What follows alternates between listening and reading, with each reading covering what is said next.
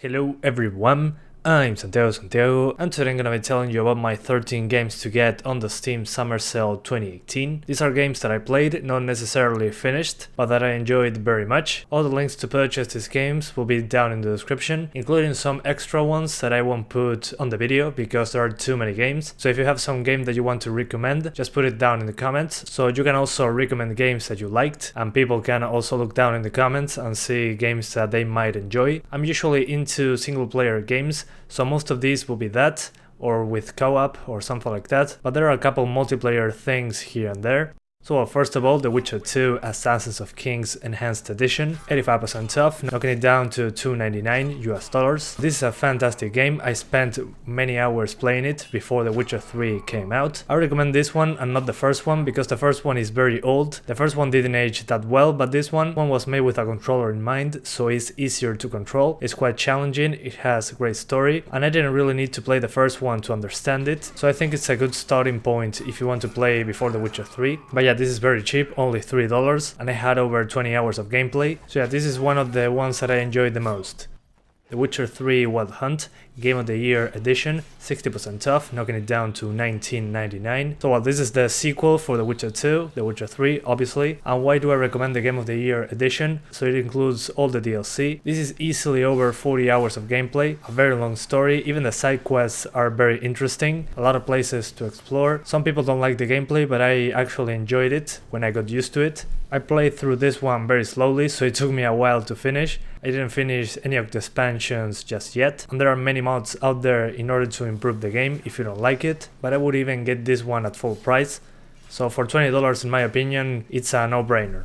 Insurgency, 80% off, knocking it down to $1.99. So yeah, for $2 you got Insurgency.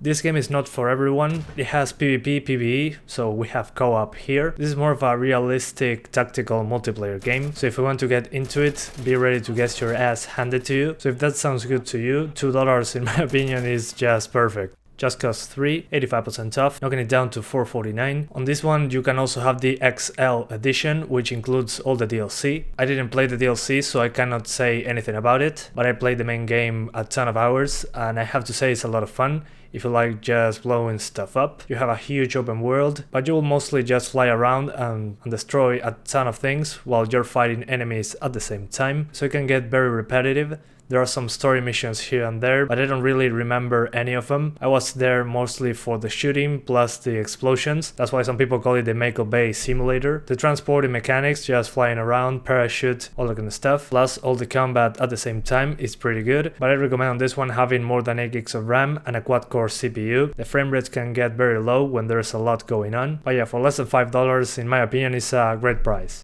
Tomb Raider or Tomb Raider 2013, 85% off, knocking it down to $2.99. So yeah, just $3 for Tomb Raider, which is the first one in the reboot. On this one you got single player, multiplayer, which is dead, if I remember correctly. Maybe some people still play, but I never played that on PC. For the single player campaign, $3 in my opinion is worth it. You get many skills to unlock, you can improve weapons as well, so you can do some stealth in some sections, on some others you can go guns blazing if you want. Feels more like a linear game despite the fact that you can go back to previous areas, and it needs more tombs to raid, but still for $3 I'm not complaining. Borderlands 2, 75% off, knocking it down to $4.99. This one also has the Game of the Year edition, but since I didn't play the DLC, I cannot really talk to you about it. Some people told me that it was amazing DLC, so if you want to spend some more, you can also get this with the DLC with the Game of the Year edition. This is a very fun game. There's an endless amount of weapons on this one, and by endless I mean they have different attributes. For example, some weapons, the more you shoot them, the more accurate they become. Some others, when you reload them, you throw the weapon away, it explodes, and a new one shows up. It's also a very funny game. There are a lot of jokes, crazy NPCs, a lot of interesting characters. There's also co-op on this game, which I recommend playing it with a friend. It's way more fun that way. It doesn't run perfect, you get some drops below 60 in some very specific areas, but other than that, it should be manageable. Broforce, 75% off, knocking it down to $3.74. And while this one I know is a 2D game, on this one there's a lot of action going on all the time. It's a very good art style in my opinion, and it can be very challenging in later levels. I don't remember which chapter I'm at, I think I'm 30% through the game, and some parts are very challenging. A lot of enemies on screen, a lot of explosions close to me, so you have to dodge them. and the environment is completely destructible, and by completely I mean completely. Sometimes I destroy a part and I'm unable to keep through the level because I cannot reach the next section of terrain. But yeah, this is a fantastic game, I recommend it to everyone, and if you can play it co-op with other 3 friends, even better. Killing Floor 2, 60% off, knocking it down to $11.99. So while Killing Floor 2 it might not be for everyone, you have to fight waves and waves of zombies. There are different types of zombies that do different things. For example, there are some that throw fire, some throw acid at you, some others are the normal zombies. So this game can be very challenging in the final waves. Like there's also an endless mode that is, as long as you can survive, the game will keep going. So yeah, this is pretty much horde mode with zombies, with many maps, mod support, a lot of weapons, and many classes that you can choose that have different perks. For example, if you're a sharpshooter, you get more damage on headshots, or if you stand still. I'm mentioning the horde mode thing a lot because the game can get very repetitive due to that, but I actually enjoy every now and then getting into this game, fight some hordes of zombies, then go back to something else. But there are a lot of maps out there due to the mod support and all that kind of stuff. So yeah, for $12 in my opinion it's worth it.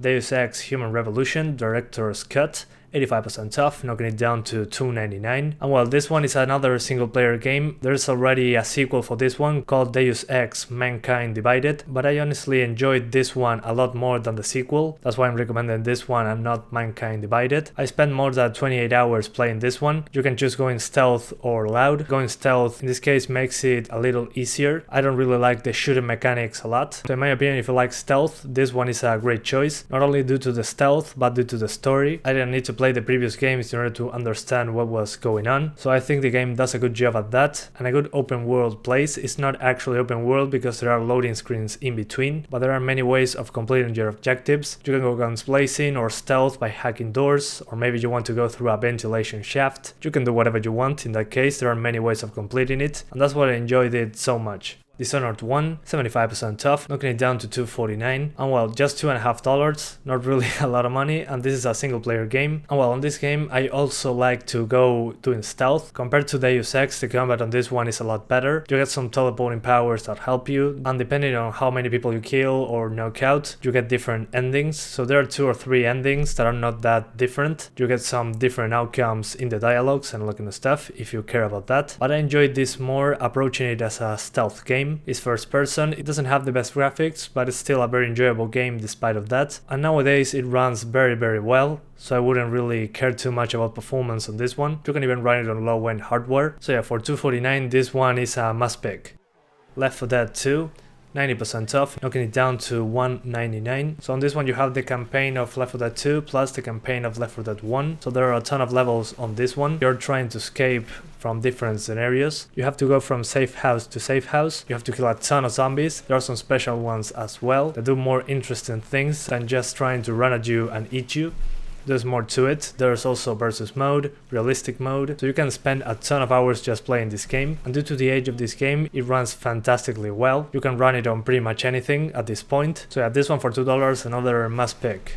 Tom Clancy's Splinter Cell Blacklist Standard Edition, 66% off, knocking it down to $10.19. I really like stealth games. They don't make as many of them anymore. I'm still waiting for the next Splinter Cell game, and while I really enjoyed this one, they really defined the movement of the character. It has very good covering mechanics and good handling of the guns. You can choose your approach to the mission. You can go loud or you can go by a stealth, so trying not to get detected or just shoot everyone. I didn't think that the story was that interesting, but the gameplay itself made me just keep playing the game by using different approaches. For example, if you're very loud, you get combat points. If you're stealthy, you get ghost points. It has a good amount of missions, in my opinion, for $10.19. I saw it cheaper in the past, so be aware of that. And warning, you have to use Uplay in order to play this one. So when you launch Steam, it opens Uplay and then you get into the game. So that might turn some people off, and I can understand it. But if you don't care about that, in my opinion, for this price, it's worth it. And finally, Vanquish, 66% off, knocking it down to $6.79. And while this is a single player game, once again, very fast paced, from Platinum Games, Metal Gear Rising Revengeance, Bayonetta, all that kind of stuff. This is a third person shooter that is very fast paced, as I said. It has very decent covering mechanics, and it recently arrived to PC. It was exclusive to the consoles, and since it's on PC right now, you can play it at 60 frames per second without much of a problem. On the consoles it ran below 30 frames per second in some points, but I'm really surprised on how much I enjoyed it. Yeah, it's a third-person shooter, but the fast-paced combat and the ridiculous enemies get me interested in the game. So yeah, I highly recommend it. But yeah guys, that's pretty much it. Enjoy the sale and see you next time.